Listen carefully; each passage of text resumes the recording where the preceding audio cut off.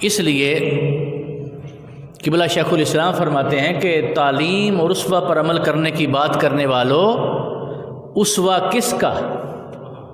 اسوہ کس کا؟ کس کا اسوہ؟ یعنی ہم اسوہ کی بات کرتے ہیں مگر جس کا اسوہ ہے اس کی بات نہیں کرتے، الا ماشاء اللہ۔ ہم سیرت کی بات کرتے ہیں مگر جس کی سیرت ہے اس کی بات نہیں کرتے۔ اور ایک نقطہ میں نے بتایا تھا کہ یہ جو آیت کریمہ تلاوت کی محمد الرسول اللہ، اس کے اندر جو مہر نبوت کے نقش ہیں وہ آپ کو پتہ ہے کہ نیچے سے اوپر عبارت لکھی ہے، سب سے نیچے لفظ محمد، اس کے اوپر رسول، اس کے اوپر اللہ۔ پوری دنیا میں رسم الخط یا دائیں سے بائیں ہے یا بائیں سے دائیں ہے، یا ایسے یا ایسے۔ انگلش لکھنی ہو تو ادھر سے شروع کرتے ہیں، عربی یا اردو لکھنا ہو تو ادھر سے شروع کرتے ہیں۔ لیکن یہ الفاظ جو اللہ کی طرف سے مہر نبوت لگی تھی یہ ورٹیکل تھی، ہارزونٹل نہیں تھی، ورٹیکل تھی۔ تو یہ پیغام کیا ملتا ہے اس سے؟ پیغام یہی ملتا ہے کہ جو لوگ اللہ تک پہنچنا چاہتے ہیں ان کے لیے سب سے پہلے محمد کی ذات ہے۔ تو لفظ محمد بتاتا تھا کہ جب تک تم آقا علیہ الصلوۃ والسلام کی ذات اقدس کے ساتھ جڑو گے نہیں تب تک اوپر پھر لفظ رسول ہے، پھر تمہیں رسالت کی تعلیمات ملیں گی۔ ذات سے جڑو گے تو رسالت کی تعلیمات ملیں گی، اور جب رسالت کی تعلیمات ملیں گی تو پھر اللہ کو پانے کے لیے کوئی الگ محنت نہیں کرنا پڑے گی، پھر اللہ مل جائے گا۔ تو یہ طریقہ تھا۔ اس لیے علماء کہتے ہیں کہ محمد پہلے بنائے گئے ہیں، رسول بعد میں بنے، رسول بعد میں بنے، یعنی محمد کو رسول بنایا، رسول کو محمد نہیں بنایا۔ محمد کو رسول بنایا، رسول کو محمد نہیں بنایا۔ اس لیے حضور علیہ الصلوۃ والسلام کی جو ذات اقدس ہے اس سے وارفتگی کا تعلق ہے۔ اور چونکہ قاری صاحب بیان کر رہے تھے سیدنا صدیق اکبر، آخر پہ وہ بھی آ جائے گی بات انشاءاللہ، اور ایک جمعۃ المبارک ہم خصوصی طور پہ سیدنا صدیق اکبر پر گفتگو کریں گے ثانی اثنین کے حوالے سے۔ لیکن آج چونکہ یہ اعتقادی تعلق، فکری اور نظری تعلق یہ چل رہا تھا موضوع، لیکن آخر پہ ایک دو احادیث انشاءاللہ تعالیٰ آ جائیں گی سیدنا صدیق اکبر کی۔ تو پچھلا جمعہ ہم نے یہاں ختم کیا تھا یعقوب علیہ السلام کے بیٹوں کی آپس میں جو بات چیت ہوئی تھی۔ جب یعقوب علیہ السلام کا انتقال ہونے لگا، ایک بات ذہن نشین کر لیں کہ ہر نبی سے موت سے پہلے پوچھا جاتا ہے کہ اسرائیل آتا ہے یا کوئی اور فرشتہ آتا ہے، وہ پوچھتا ہے کہ اب اللہ کے پاس جانا چاہتے ہیں کہ نہیں۔ یہی وجہ ہے کہ مختلف واقعات ہوئے، زیادہ واقعہ مشہور موسیٰ علیہ السلام کا ہوا کہ آپ کے پاس جب اسرائیل آیا روح قبض کرنے کے لیے تو آپ نے اس کو تماچا دے مارا، بخاری شریف کی حدیث ہے۔ اور اس کا چونکہ انسانی شکل میں آیا تھا اس کی ایک آنکھ بھی نکل گئی، تو وہ آنکھ لے کر بارگاہ الہی میں گیا اور اس کے اسرائیل کے جملے دیکھیں۔ اسرائیل نے کہا کہ باری تعالیٰ تو نے مجھے ایسے شخص کے پاس بھیجا ہے جو مرنا چاہتا ہی نہیں، جو مرنا، تو اللہ پاک ناراض نہیں ہوئے اور موسیٰ علیہ السلام کو وحی نہیں بھیجی کہ موسیٰ یہ کیا کیا تم نے، موت تو حق ہے، ہر ایک کو جانا ہے۔ لیکن نہیں، اللہ پاک نے فرمایا اچھا جا کے، پھر اگلا لمبا واقعہ ہے کہ جا کے وہ بیل کے اوپر یا کسی بھیڑ کے اوپر ہاتھ رکھے، بکری کے اوپر، مختلف روایات ہیں، تو اس میں جتنے آپ کے بال آ جائیں گے اتنے سال اور زندگی مل جائے گی۔ تو آپ نے پوچھا اس کے بعد پھر، تو اس نے کہا اس کے بعد پھر موت۔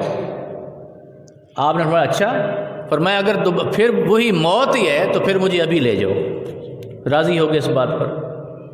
تو ہر نبی سے پوچھا جاتا ہے، نوح علیہ السلام سے بھی پوچھا گیا۔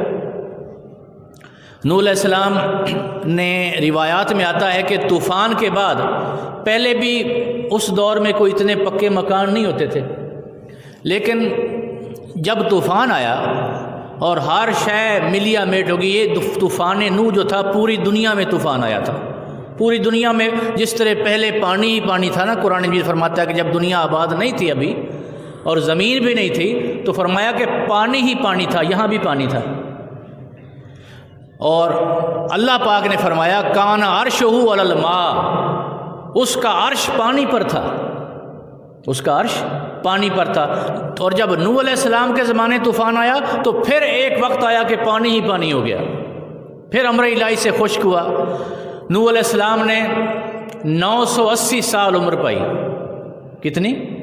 980 سال عمر پائی۔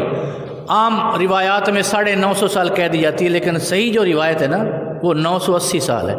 تو 980 سال عمر پائی۔ اسی طرح ایک چھپر سا تھا، چھپر نما ڈارا سا، اس میں بیٹھے تھے، اسرائیل آ گیا۔ اس نے کہا کسی کمرے میں چلیں، میں آپ کی روح قبض کرنے آیا ہوں۔ تو آپ نے فرمایا یہیں کر لو۔ تو اس نے کہا کوئی مکان وغیرہ نہیں ہے؟ تو آپ نے فرمایا کہ اے اسرائیل، تیرے انتظار میں مکان بنایا ہی کوئی نہیں، تیرے انتظار میں مکان ہی کوئی نہیں بنایا۔ اب دیکھیے انبیاء کا تقویٰ۔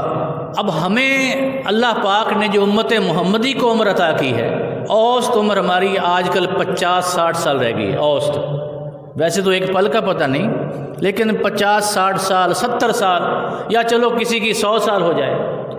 لیکن اس عمر کے اندر اللہ پاک نے اتنی برکت رکھی، کبھی آپ سوچیں اس عمر میں اتنی برکت رکھی ہے کہ ہم بیٹے بھی دیکھ لیتے ہیں، پوتے پوتیاں بھی دیکھ لیتے ہیں، نواسے نواسیاں، حتیٰ کہ پردادے پڑنانے بھی بن جاتے ہیں، بعض اوقات بن جاتے ہیں، پردادے پڑنانے بھی بن جاتے ہیں۔ اس عمر کے اندر اللہ نے برکت اتنی رکھ دی ہے، برکت اتنی رکھ دی۔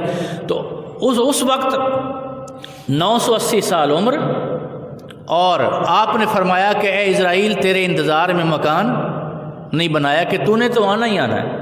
اور ادھر پوتے پوتیاں، پوتے پوتیاں دیکھ لیتے ہیں، ادھر ماشاءاللہ اچھے سے اچھے مکان بنا کے چلے جاتے ہیں، بچوں کے لیے بھی جتنی گنجائش ہو والدین کی وہ سارا کچھ کر کے اسی 60-70 سال میں کیا کہیں احباب کیا کار نمایاں کر گئے، کیا کہیں، اکبر الآبادی کا شعر ہے، کیا کہیں احباب کیا کار نمایاں کر گئے، BA ہوئے، نوکر ہوئے، پینشن ملی پھر مر گئے، BA ہوئے، نوکر ہوئے، پینشن ملی پھر مر گئے۔ تو یہ تھوڑی سی عمر، اس کے اندر اللہ پاک نے برکتیں ڈال دیں۔ اسی طرح ہر نبی سے، تو یعقوب علیہ السلام سے بھی جب پوچھا گیا تو آپ نے بیٹوں کو اکٹھا کر لیا۔ یہ ہم نے آخر پہ گفتگو کی تھی پچھلے جمعہ المبارک، اور دعوے اور گواہی کی بات سمجھا رہا تھا کہ انہوں نے پوچھا کہ میرے بعد کس کی عبادت کرو گے؟ اولاد سے۔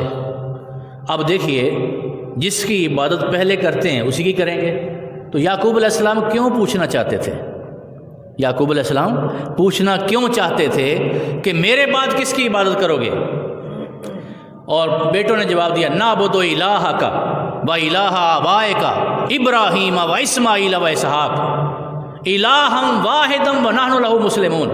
ابا جان، ہم آپ کے بعد آپ کے رب کی عبادت کریں گے۔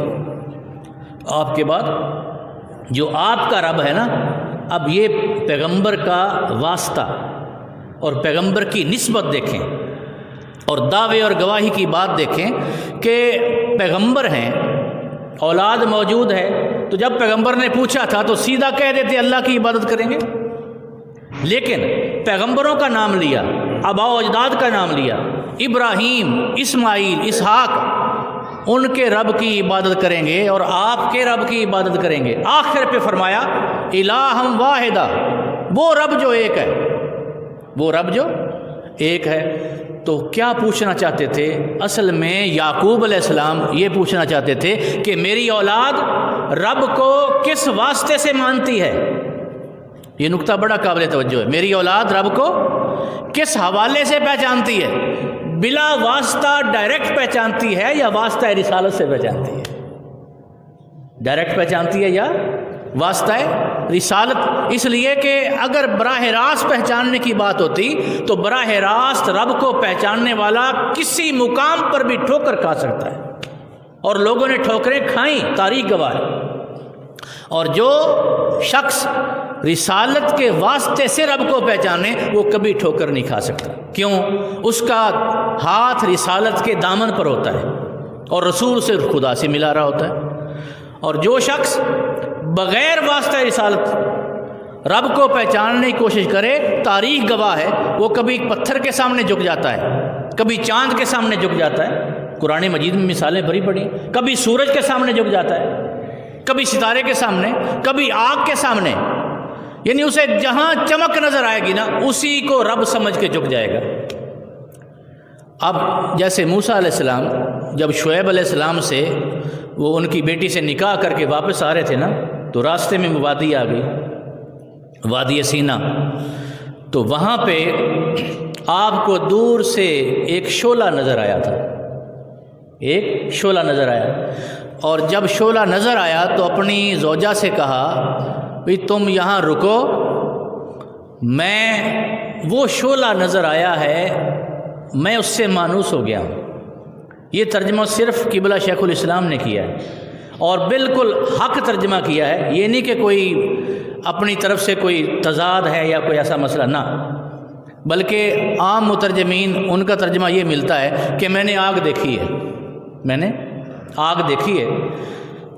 اب انہوں نے یہ سوچا کہ پیغمبر جو ہیں وہ تو آگ سے لوگوں کو بچانے والے ہیں. اس وقت لوگ آگ کی پرستش کرتے تھے، تو یہ اکیلی آگ دیکھ کر پیغمبر کیسے جا سکتا ہے؟ تو قرآن مجید کے الفاظ ہیں انی آنست نارا، انی آنست نارا، کہ میں نے آگ دیکھی ہے مگر آنست یہ ہے انس سے. کیا؟ انسان بھی انس سے ہے. انسان کے دو مادے ہیں، ایک ہے انس پیار کرنے والا، ایک ہے نسیان بھولنے والا.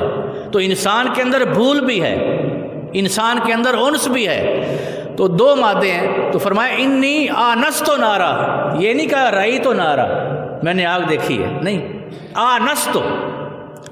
اور قبلہ شیخ الاسلام نے اس کا ترجمہ کیا ہے کہ اے میری زوجہ میں نے اس آگ میں شعلہ انس دیکھا ہے، اس آگ میں شعلہ انس دیکھا ہے.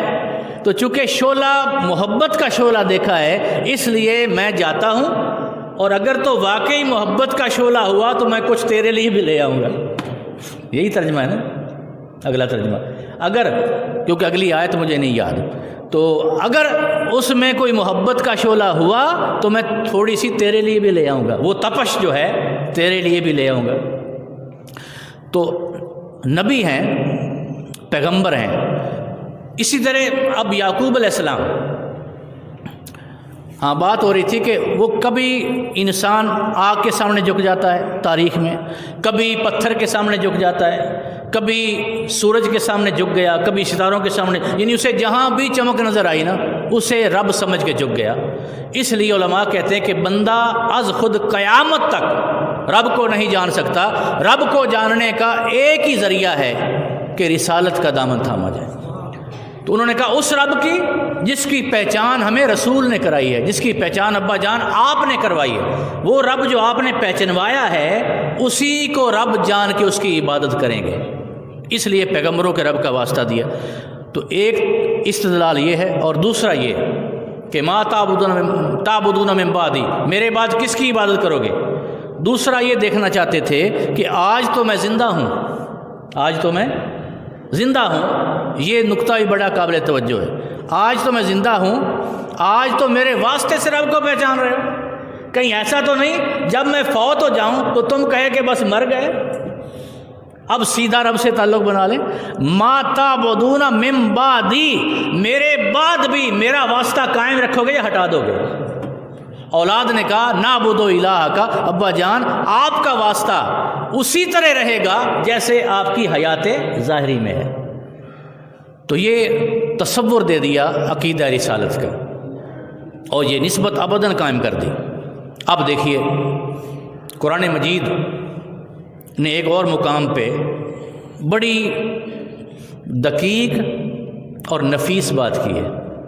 فرمایا وَمَن يُشَاقِقِ الرَّسُولَ مِن بَعْدِ مَا تَبَيَّنَ لَهُ الْهُدَىٰ وَيَتَّبِعْ غَيْرَ سَبِيلِ الْمُؤْمِنِينَ نُوَلِّهِ مَا تَوَلَّىٰ وَنُصْلِهِ جَهَنَّمَ وَسَاءَتْ مَصِيرًا.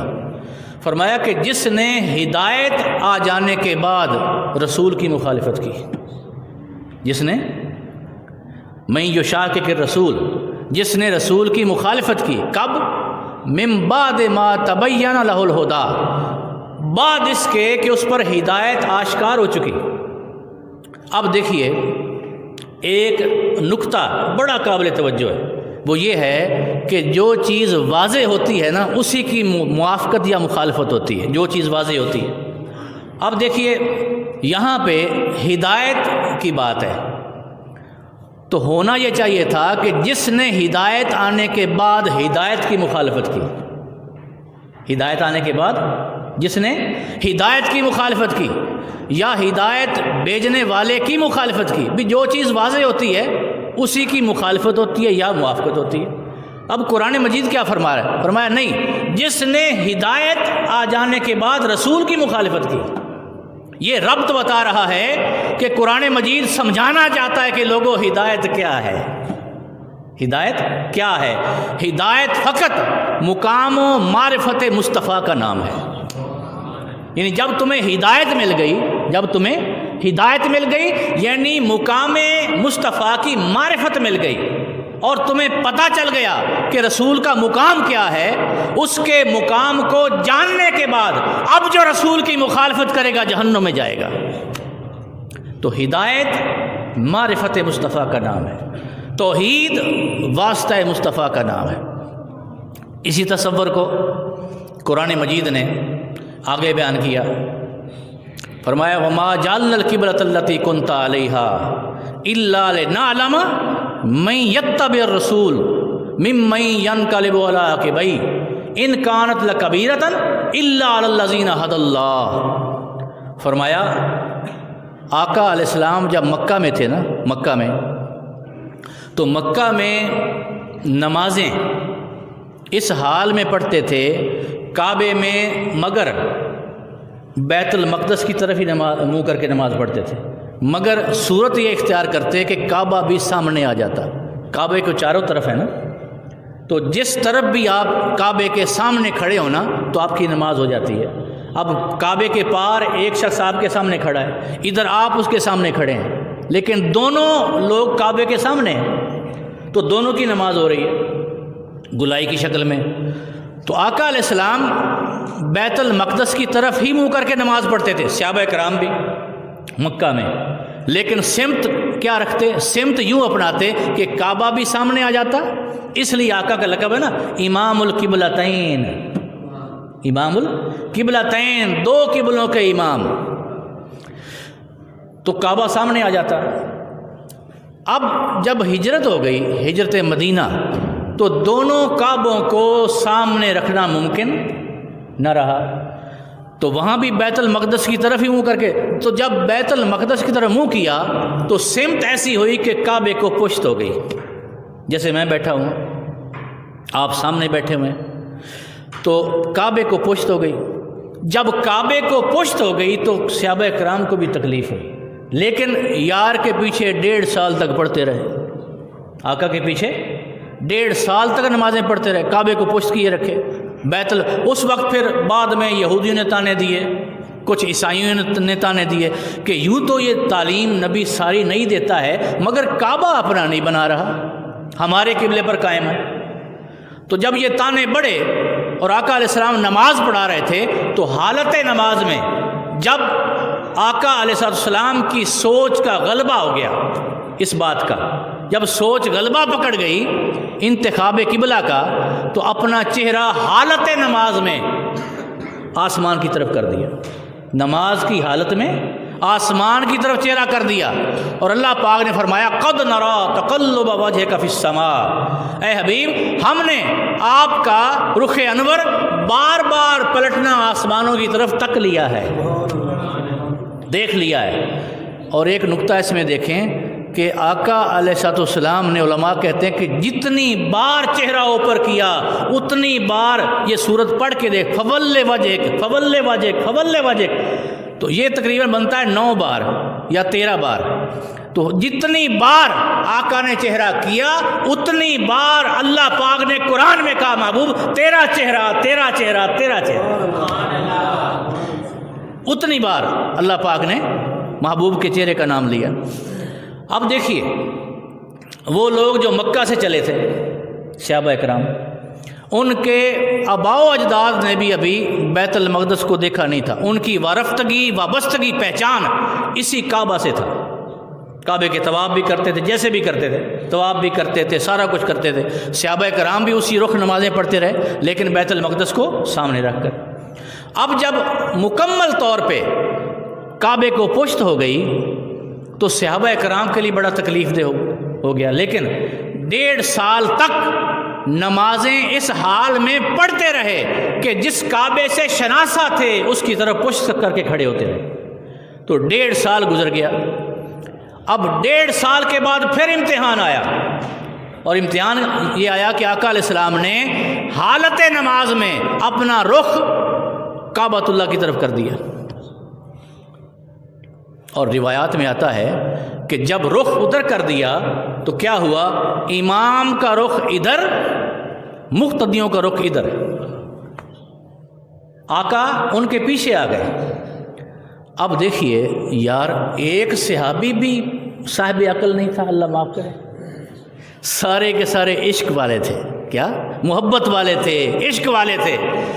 کسی ایک صحابی نے بھی یہ نہ کیا کہ چلو ہم نماز مکمل کر لیں گے، مسئلہ شریعت کا معلوم ہو جائے گا پھر جائیں گے، لیکن نہیں، اب تک مسئلہ معلوم نہ تھا، اب تک فقط رخ یار کی بات تھی کہ آقا علیہ السلام کا رخ کدھر ہے۔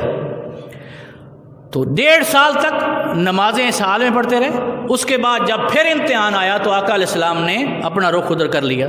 اب امام کا رخ ادھر، مقتدیوں کا رخ ادھر۔ اب دوبارہ موقع آیا، لنعلم من یتبع الرسول ممن ینقلب علی عقبیہ، اب قربان جائیں تیری مشیتوں پر مولا، قربان جائیں تیرے انداز پر مولا، اور قربان جائیں تیری شان پر مولا کہ محبوب کے رخ کبھی ادھر کر کے صحابیوں کا امتحان لے رہا ہے کہ یہ تعلق کعبے سے رکھتے ہیں کہ مصطفیٰ سے رکھتے ہیں، یہ تعلق کعبے سے رکھتے ہیں یا مصطفیٰ سے۔ کبھی رخ ادھر کروا کر وہ بیٹھ کے تکتا ہے کہ میرے کعبے کو چھوڑتے ہیں یا نہیں، کعبے کو چھوڑتے ہیں یا نہیں۔ پھر کبھی نماز میں، حالت نماز میں رخ ادھر کروا کر پھر بیٹھ کے تکتا ہے کہ محبوب کے رخ کے پیچھے نمازوں کو موڑتے ہیں یا نہیں موڑتے ہیں۔ تو اللہ نے فرمایا کہ لوگ پہلے بھی کامیاب ہو گئے مصطفیٰ کے غلام، بعد میں بھی کامیاب ہو گئے۔ پہلے کعبے کو چھوڑنے میں کامیاب ہو گئے، پھر دوبارہ رخ ادھر موڑنے میں کامیاب ہو گئے، یعنی ہجرت سے پہلے کعبے کو چھوڑنے میں کامیاب ہو گئے اور دوبارہ پھر رخ ادھر موڑنے میں کامیاب ہو گئے۔ تو پتہ کیا چلا، نتیجہ کیا نکلا؟ نتیجہ یہ نکلا کہ ظاہر میں کعبہ اور تھا، باطن میں کعبہ اور تھا۔ ظاہر میں کعبہ اور تھا، باطن میں کعبہ، اس لیے ظاہر کا کعبہ بدلتا رہا، بیت المقدس بھی اور کعبۃ اللہ بھی، ظاہر کا کعبہ بدلتا رہا مگر باطن کا کعبہ نہ بدلا۔ تو فرمایا رخ ادھر تھا تو صحابہ کرام کا رخ بھی ادھر تھا، آقا علیہ السلام کا رخ پھرا تو صحابہ کرام کا رخ بھی پھر گیا۔ اس کو قرآن مجید نے کہا انہا لکبیرۃ، یہ بہت بڑی بھاری گھڑی تھی۔ اب دیکھیے کبیرہ اور اکبر کا لفظ جو ہے، کبیر اور اکبر دونوں کا ایک ہی معنی ہے، یہ مبالغے کا لفظ ہے۔ کیا ہے؟ مبالغہ۔ کبیر اور اکبر کا مطلب صرف بڑا نہیں ہے، صرف بڑا، بہت بڑا، کیا؟ بہت بڑا۔ اور اگر کبیر سے پہلے لام لگ جائے تو بڑائی کی اور انتہا ہو جاتی ہے، بڑائی کی، کیوں؟ لام ہوتی تاکید کے لیے، کس کے لیے؟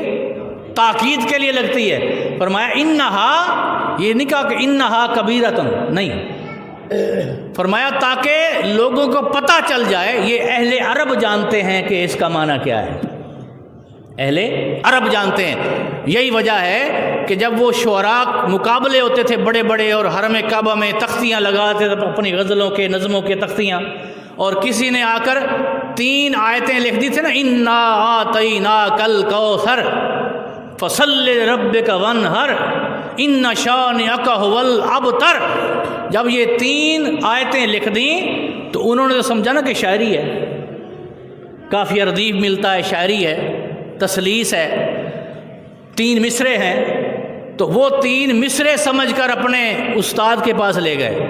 وہ اس نے سر پہ اپنے ہاتھ مارا اور اس نے کہا ارے یہ کسی انسان کا کلام ہی نہیں لگتا۔ اب ہمیں تو محسوس نہیں ہوتا، مولوی صاحب نے چاہے 100 بار جا کے کسی گھر میں آیت الکرسی پڑھ دی، انا اعطیناک الکوثر پڑھ دی، لیکن وہ اثر نہ ہوا۔ لیکن وہ 3 آیتیں جب اس کے سامنے پیش کی گئیں، اس نے کہا انسان کا کلام ہی نہیں ہے۔ تو کتنی بلاغت ہوگی اس میں، کتنی فصاحت ہوگی۔ تیرے آگے سب ہیں دبے لچے فصحا رب کے بڑے بڑے، کوئی جانے منہ میں زبان نہیں بلکہ جسم میں جان نہیں۔ تو اس طرح اہل عرب جانتے ہیں کہ لکبیرہ کا مطلب کیا ہے۔ تو لکبیرہ کا مطلب جو ہے وہ تاکید کے ساتھ فرمایا کہ یہ فقط بڑی گھڑی نہیں تھی آزمائش کی، لکبیرتن یہ بہت بڑی بھاری گھڑی تھی۔ کیوں؟ کہ اتنے صحابہ کرام آقا کے پیچھے نماز پڑھ رہے ہیں، حالت نماز ہے، فرض نماز ہے۔ اب فرض نماز میں آقا علیہ السلام کعبے کی تبدیلی کا حکم ہے، اور اللہ نے فرمایا فَلَنُوَلِّيَنَّكَ قِبْلَةً تَرْضَاهَا، اے حبیب مکہ کا کعبہ ہو یا بیت المقدس کا، ہمیں کعبوں سے غرض ہی کیا ہے؟ ہمیں کعبوں سے کیا غرض؟ ہم نے تو سجدے کروانے ہیں، میں نے کو آ کے یہاں سجدہ کرنا ہے؟ ہم نے تو تم سے سجدے کروانے، تو ہمیں کیا مکہ کا ہو یا بیت المقدس کا؟ اس لیے جس پر آپ راضی ہیں اسی کو بنا لیں۔ فَلَنُوَلِّيَنَّكَ قِبْلَةً تَرْضَاهَا، جس پر آپ راضی ہیں اس کو اپنا لیں۔ تو دیکھیے حضور نبی اکرم علیہ السلام نے جب وہ اپنایا اور پھر گئے، تو ایک صحابی نے بھی یہ نہ سوچا کہ چلو نماز کے بعد پوچھ لیں گے یا مسئلہ معلوم ہو جائے گا۔ اب تک تو مسئلہ معلوم نہ تھا، اب تک فقط رخ یار کی بات تھی، رخ یار کی بات تھی کہ آقا کا رخ ادھر ہو گیا۔ جب رخ ادھر ہو گیا فرمایا انہا لکبیرتن، لوگوں تمہیں خبر نہیں، ایک مخمسے کا وقت تھا، اگر میرے محبوب کے یہ عاشق ابو بکر و علی نہ ہوتے، کوئی اور ہوتا تو خدا جانے کیا ہوتا۔ لکبیرتن، بہت بڑی بھاری گھڑی تھی، اور بھاری کیوں تھی کہ عقل اور عشق کا مقابلہ تھا، عقل اور عشق کا مقابلہ تھا۔ یہ مقابلے کئی بار آتے اور صحابہ کرام جیت جاتے، عشق جیت جاتا۔ تو دیکھ عقل کیا کہتی تھی، عقل کہتی تھی کہ جب تک خدا کا حکم نہ ملے ٹکے رہو، جب تک خدا کا حکم نہ ملے ٹکے رہو، اسی بیت المقدس والے کعبے پہ ٹکے رہو۔ حضور سلام پھیریں گے، مسئلہ معلوم ہو جائے گا تو پھر یا ہم پوچھ لیں گے ان سے۔ تو عقل یہ کہتی تھی، اور عشق کیا کہتا تھا؟ عشق کہتا تھا کہ تمہاری کیا غرض ہے ان احکام سے، حکم کو یہ جانیں، حکم کو یہ جانیں، ہم فقط اسے جانیں، حکم کو یہ محبوب جانیں اور ہم فقط محبوب کو جانیں۔ ہماری غرض تجھ سے ہے پیارے، تو ادھر ہے، ہمارا حکم و کعبہ بھی ادھر ہے، تو ادھر ہے، ہمارا حکم اور کعبہ بھی ادھر ہے۔ اب کس نے کہا اور کس نے نہ کہا یہ تو جان، اور ہمارا یہ حال ہے کہ باویں جانتے باویں نہ جان، کدی آوڑ ویڑے میرے، ہم تو محبوب حکم کے منتظر نہیں، تو جدھر پھراتا جائے گا ہم پھرتے جائیں گے، جدھر پھراتا جائے گا ہم پھرتے جائیں گے۔ محبوب تو پھراتا جا، تو پھراتا جا، اس لیے کہ بک جو گئے تیرے نام پر، بک جو گئے تیرے نام پر۔ جب رب کو مان لیا بن دیکھے، ایک تیرے کہنے پر کعبہ شے کیا ہے، کعبہ کیا شے ہے؟ جب رب کو مان لیا، رب کعبہ کو مان لیا، کس نے دیکھا تھا؟ آج تک کسی نے دیکھا کہ وہ کون ہے یا کہاں رہتا ہے؟ جب رب کعبہ کو مان لیا آقا کے کہنے پر، باقی یہ تو کعبہ ہے، آپ جدھر پھراتے جائیں گے ہم پھرتے جائیں گے۔ تو جنہوں نے کعبے کو، جنہوں نے مصطفیٰ کو مقدم رکھ لیا کعبے پر، مصطفیٰ کو مقدم کیا کعبے پر، وہ ہدایت یافتہ ہو گئے، اور جو کعبے کو مقدم کر لیتے ہیں مصطفیٰ پر وہ گمراہ ہو جاتے ہیں۔ تو ہدایت کا معنی یہ تھا کہ مصطفیٰ کو کعبے کے باعث مانا جائے، ایک عقل کی صورت تھی، مگر صورت عشق یہ تھی کہ مصطفیٰ کو کعبے کی وجہ سے نہیں بلکہ کعبے کو مصطفیٰ کی وجہ سے مانو۔ رسول جسے اپنا لے وہی کعبہ ہو جائے، جسے اپنا لے وہی کعبہ ہو جائے۔ اور اسی بات کی تائید اللہ پاک نے فرمائی فَلَنُوَلِّيَنَّكَ قِبْلَةً تَرْضَاهَا، اے حبیب جس پر آپ راضی ہیں ہم اسی کو کعبہ بنا دیتے ہیں۔ یہی وجہ ہے کہ آقا علیہ السلام نے ایک گستاخ تھا، آقا کے دور میں گستاخ رسول تھا، آقا علیہ السلام کی گستاخی کر کے کعبے کے صحن میں آ کے چھپ گیا، صحن میں آ کے چھپ گیا۔ تو آقا نے کیا فرمایا میرا گستاخ ہے، اسے جا کے قتل کر دو، خواہ کعبے کے غلاف کے نیچے ہی کیوں نہ چھپاؤ، اس لیے کہ میری عزت مقدم ہے، کعبے کی مؤخر ہے۔ حرمت نبوت حرمت کعبہ پر مقدم ہے۔ آج کا دین کا تصور سارا کا سارا حرمت کعبہ پہ گرد گھومتا پھرتا ہے اور حرمت نبوت پر نہیں۔ حرمت نبوت کے عوض کعبے کے صحن میں انسان کا قتل کیا جا رہا ہے۔ مکہ شہر میں خون کرنا منع ہے، پورے مکہ شہر میں خون کرنا، میلوں تک شہر مکہ میں ان حدود تک خون کرنا منع ہے، جانور کا شکار منع ہے، مگر قربان جائیں اے ناموس مصطفیٰ تجھ پر کہ تیری خاطر اس حرم کعبہ میں انسان کا خون ہو رہا ہے جو مصطفیٰ گستاخ ہے۔ اس لیے محمد الرسول اللہ پہلے یہ ذات ہے، اس سے آفتاب رسالت ہے، اور پھر معرفت توحید ہے، پھر معرفت توحید ہے۔ اس لیے اسی نہج پہ صحابہ کرام نے عمل کیا۔ انہوں نے بھی نمازوں کے اندر آقا علیہ السلام کا ادب کیا، آپ کی تعظیم کی۔ چونکہ سیدنا صدیق اکبر کا مہینہ ہے تو آخر پہ میں ایک یا دو احادیث ان کی پیش کر دیتا ہوں کہ آقا علیہ السلام ایک دفعہ صلح کرانے کسی قبیلے میں تشریف لے گئے، صلح کرانے۔ قبیلے لڑ پڑتے تھے آپس میں، ابھی پرانا وہ دور تھا، ابھی آقا علیہ السلام کی تعلیمات آہستہ آہستہ پھیل رہی تھی، سب کو دشمنوں کو بھائی بھائی بنا رہے تھے، لیکن بعض اوقات پھر بھی کچھ قبائل ایسے تھے کہ پرانی رنجشیں جاگ پڑتی تھیں اور وہ لڑ پڑے۔ تو آقا علیہ السلام صلح کرانے تشریف لے گئے۔ اب بھئی آقا علیہ السلام واپس نہیں آئے تھے، پیچھے نماز کا وقت ہو گیا۔ جب نماز کا وقت ہو گیا تو آقا علیہ السلام جب بھی مسجد نبی میں موجود نہیں ہوتے تھے نا، تو سیدنا صدیق اکبر کو حکم تھا کہ میرے بعد آپ نے نماز پڑھانی ہے، میرے بعد آپ نے نماز پڑھانی ہے۔ تو سیدنا صدیق اکبر امامت کرا رہے ہیں دوران نماز۔ بڑا ایمان افروز واقعہ، حدیث پاک بخاری مسلم کی متفق علیہ حدیث ہے۔ دوران نماز آقا علیہ السلام تشریف لائے۔ اب مسئلہ کیا ہے؟ مسئلہ یہ ہے کہ اگر نماز ہو رہی ہو، جماعت ہو رہی ہو، آپ آئیں تو جہاں آپ کو آخر پہ جگہ ملے وہاں کھڑے ہو جائیں۔ یہی مسئلہ ہے نا شریعت کا۔ کوئی آپ صفوں کو چیر نہیں سکتے، صفوں کو پھلانگ نہیں سکتے۔ کیوں؟ نمازی تو سارے پورے ہیں، فاصلہ ہے نہیں، تو نماز آپ صفوں کو چیر نہیں سکتے۔ بڑے سے بڑا مفتی ہو، صفوں کو چیر نہیں سکتا، اس لیے کہ آپ اور ہم غیر ہیں، آپ اور ہم غیر ہیں، اس لیے کہ توجہ ہماری طرف جائے گی، نماز میں دھیان بڑھ جائے گا۔ اب آقا علیہ السلام نے کیا کیا؟ آقا تشریف لائے اور صفوں کو چیرتے ہوئے پہلی صف پر جا کر پہنچے، صفوں کو چیرتے ہوئے پہلی حالت نماز میں، صحابہ نماز ادا کر رہے ہیں، سیدنا صدیق اکبر امامت کر رہے ہیں، آپ صفوں کو چیرتے ہوئے پہلی صف پہ آ پہنچے۔ اب دیکھیے جب صفوں کو چیر کر آقا علیہ السلام کا حسن سراپا گزر رہا ہوگا، ہر کوئی کعبے سے دھیان ہٹا کے کعبے کو دیکھ رہا ہوگا اور آقا گزر رہے ہوں گے۔ اب دیکھیے جب اتنا کچھ ہوا، آقا علیہ السلام جب صفوں میں کو چیر رہے تھے نا، تو اب چونکہ سیدنا صدیق اکبر کا منہ ادھر تھا، پیچھے سے آقا آ رہے تھے، اس لیے پتہ نہیں چلا ظاہراً۔ تو صحابہ کرام نے کیا کیا؟ صحابہ کرام نے اپنے ہاتھوں پہ ہاتھ بجانا شروع کر دیے۔ فصفق الناس، یہ تصفیق ہوتی ہے کہ پتہ چل جائے، کسی بات کا پتہ چل جائے۔ انہوں نے ہاتھوں پر، سارے صحابہ کرام نے، اگر آپ سارے لوگ ایسے ایسے کریں تو کس کی آواز آتی؟ تالیوں کی آواز آئے گی۔